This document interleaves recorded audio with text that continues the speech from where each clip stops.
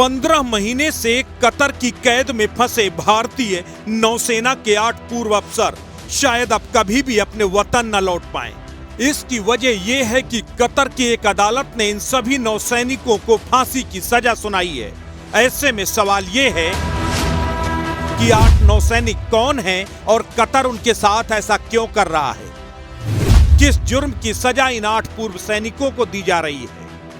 Israel, जहां इन दिनों खूनी संघर्ष चल रहा है, उस देश में इन नौसैनिकों का क्या लेना देना है? भारत सरकार का इस पूरे मामले को लेकर क्या स्टैंड है? क्या सचमुच इन नौसैनिकों को फांसी पर लटका दिया जाएगा या फिर इनके बचने की कोई संभावना भी है? इन सारे सवालों के जवाब हम आपको देंगे।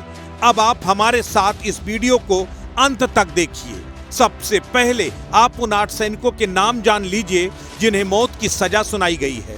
उसमें सबसे पहला नाम है captain Navtej Singh Gill, captain Virendra Kumar Verma, captain Saurabh Vashisht, commodore Amit Nagpal, commodore Purnendu Tiwari, commodore Sugadakar Pakala, commodore Sanjeev Gupta और नौसैनिक रागेश।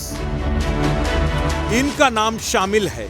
ये सभी एक defence service provider organisation Dahra global technologies and consultancy services के लिए काम कर रहे थे।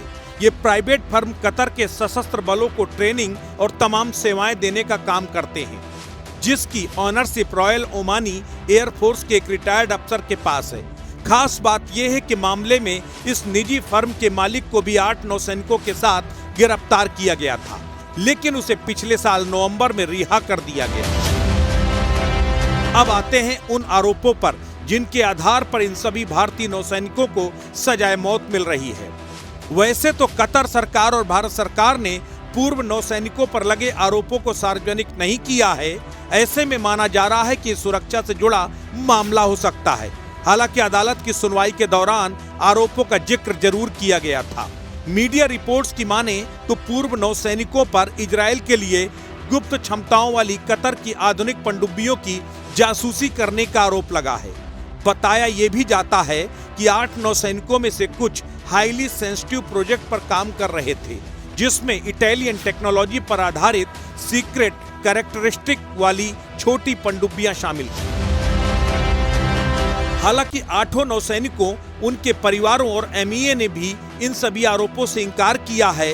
भारतीय विदेश मंत्रालय का कहना है कि हम मौत की सजा सुनाए जाने के फैसले से बेहद स्तब्ध हैं और फैसले के विस्तृत ब्यौरे का इंतजार कर रहे हैं। हम परिवार के सदस्यों और कानूनी जानकारों के संपर्क में हैं।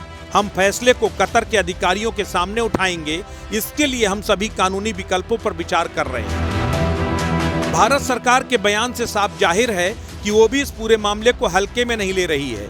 हालांकि कतर का हमारे 8 नौसैनिकों को फांसी पर लटका देना इतना आसान भी नहीं है, क्योंकि मौत की सजा कतर की निचली अदालत ने सुनाई है। ऐसे में भारत सरकार कतर की ही ऊपरी अदालत में सजा के खिलाफ अपील कर सकती है।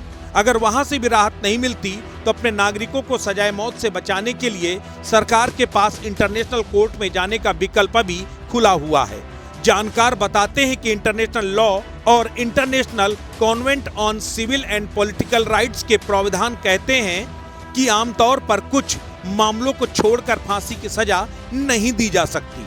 ऐसे में भले ही कोई और सजा मिले, लेकिन सजाए मौत से नौसैनिकों के बचने की काफी उम्मीदें अभी बाकी हैं।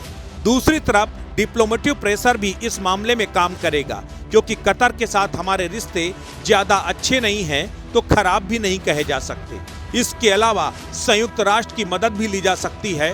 कुल मिलाकर मौत की सजा मिलने के बाद भी भारतीय सेना के 8 पूर्व अफसरों की जान बच सकती है। अस्तित्व न्यूज नेशनल के लिए ब्यूरो रिपोर्ट।